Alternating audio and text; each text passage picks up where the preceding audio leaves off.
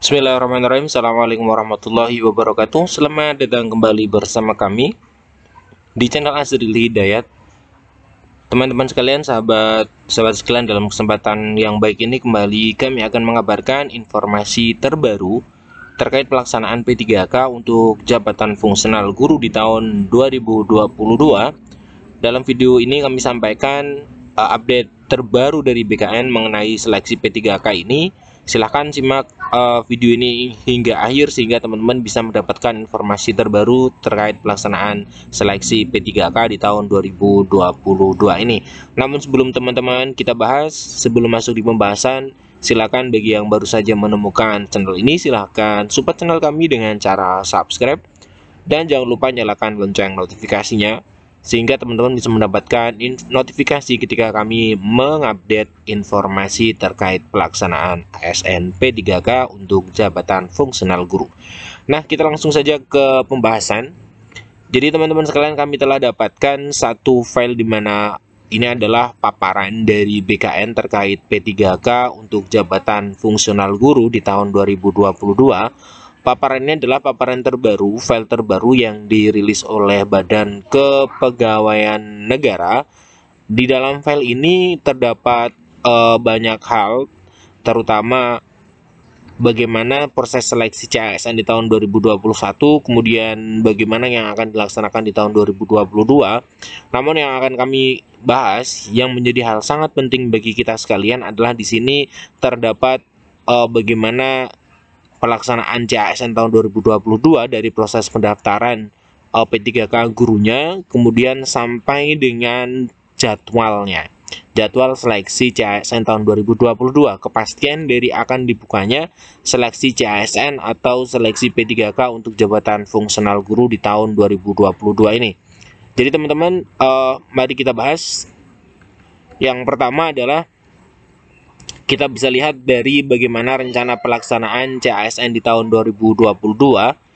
Nah, di P3K guru atau P3K untuk jabatan fungsional guru, kita tahu bahwa yang menaunginya adalah Permenpan 20 tahun 2022, di mana kita bisa lihat ya, ada prioritas, pelamar prioritas dari prioritas 1, kemudian prioritas 2 dan prioritas 3, dan juga pelamar umum, di mana pelamar umum adalah lulusan PPG dan pelamar yang terdata dalam Dapodik yang kurang dari 3 tahun.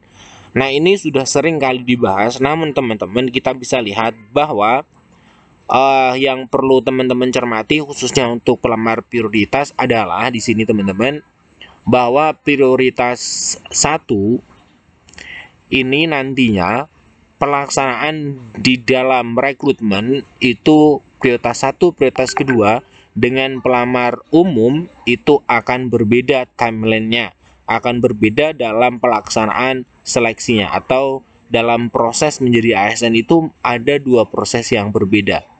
Nah, kita coba cermati, kita langsung ke pendaftaran dulu teman-teman.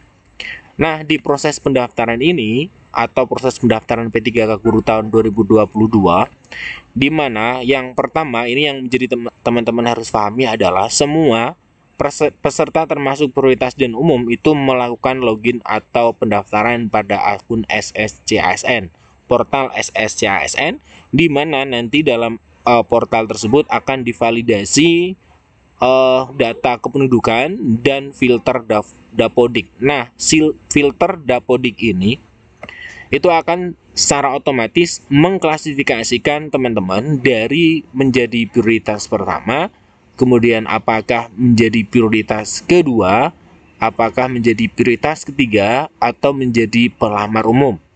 Jadi sistem akan menentukan prioritas berapa ataupun umum. Ini melalui filter dari Dapodik. Jadi ini by system. Ketika teman-teman membuka akun SSCASN login, kemudian langsung teman-teman itu ditentukan oleh sistem masuk di dalam kategori yang mana. Nah, kemudian setelah itu ada seleksi administrasi yang akan dilakukan oleh pemerintah. Namun untuk prioritas yang pertama, kita tahu seleksi administrasinya adalah menggunakan hasil dari seleksi P3K tahun kemarin. Jadi artinya administrasinya sudah lolos ya. Nah, kemudian ketika nanti teman-teman masuk di dalam prioritas pertama, maka langsung mendapatkan penempatan atau tidak. Nah, ini untuk prioritas pertama. Nah, ini teman-teman otomatis akan dilakukan penyesuaian formasi Menpan RB. Artinya ketika teman-teman mendapat formasi, maka mendapatkan formasi yang disesuaikan, yang telah disesuaikan oleh Menpan RB. Nah, kemudian ketika masih ada sisa formasi, maka kemudian sisa formasi dari pelamar prioritas akan digunakan bagi teman-teman yang menggunakan seleksi observasi atau prioritas kedua. Jika masih ada sisa formasi, digunakan untuk prioritas ketiga dan seterusnya hingga pelamar umum menggunakan ujian UNBK. Nah, teman-teman sekalian, perlu teman-teman pahami bahwa untuk teman-teman yang prioritas 1, prioritas kedua, dan prioritas ketiga itu akan memiliki timeline yang berbeda dari pelamar umum. Kenapa? Karena seleksi di antara pelamar prioritas dengan pelamar umum akan berbeda. Pelamar umum akan mengerjakan tes atau seleksi kompetensi, sedangkan prioritas 1 tidak. Prioritas 2 dan 3 menggunakan kesesuaian. Kita bisa lihat cermati dari timeline-nya atau jadwalnya. Nah, ini adalah jadwal yang terakhir dirilis oleh BKN terkait dengan timeline atau simulasi jadwal seleksi CASN di tahun 2022. Kita bisa lihat di sini. Nah, bahwa teman-teman kita bisa lihat bahwa nanti di tanggal 5, ini yang teman-teman perlu pahami, di tanggal 5 adalah pendaftaran seleksi tanggal 5 Oktober ya, hingga tanggal 26 Oktober tahun 2022. Selama 22 hari ini akan dilakukan pendaftaran seleksi. Nah, kalau kita lihat dari pemaparan sebelumnya di pendaftaran seleksi ini, maka teman-teman akan digolongkan menjadi prioritas 1, 2, 3, atau 4, 1, dan seterusnya, kategori ini ya, pengkategorian. Nah, tentunya untuk prioritas yang pertama, ketika pendaftaran di dalam seleksi, kemudian setelah itu langsung akan muncul notifikasi apakah teman-teman prioritas 1 ini bisa mendapatkan formasi atau tidak. Nah, sebenarnya itu merupakan satu seleksi tersendiri bagi prioritas pertama. Artinya apa? Ketika sudah masuk SSCASN, maka setelah itu teman-teman sudah bisa melihat apakah teman-teman mendapat penempatan atau tidak. Nah, tentunya ini sudah bisa dilakukan di tanggal 5. Teman-teman sudah bisa mendapatkan notifikasinya. Nah, kemudian kalau untuk di sini ya, pelaksanaan seleksi tanggal 24 November sampai 23 Desember atau selama 30 hari, tentunya ini kita bisa lihat ini adalah pelaksanaan seleksi untuk pelamar umum yang menggunakan CAT atau UNBK dari Kemendikbudristek. Nah, kemudian bagi teman-teman yang menggunakan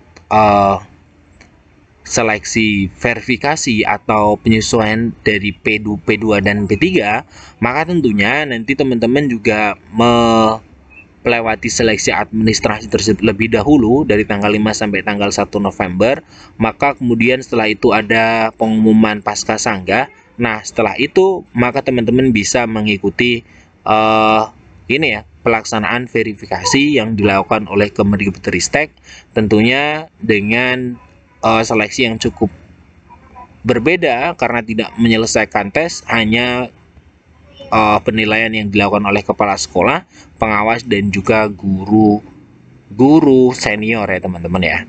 Nah, ini teman-teman yang perlu teman-teman pahami bahwa untuk pelaksanaannya tentunya akan berbeda antara P1, kemudian P2, P3 dengan pelamar umum. Nah, untuk pelamar P1 maka teman-teman harus bersiap karena di sini kemungkinan besar karena di sini terdapat tanggal 5 Oktober sebagai pendaftaran seleksi, maka teman-teman P1 ya terutama untuk yang sedang lolos passing grade bersiap di tanggal 5 Oktober untuk bisa login ke SSCASN dan nantinya akan muncul notifikasi apakah teman-teman bisa masuk di dalam mendapatkan formasi atau tidak di tahun 2022.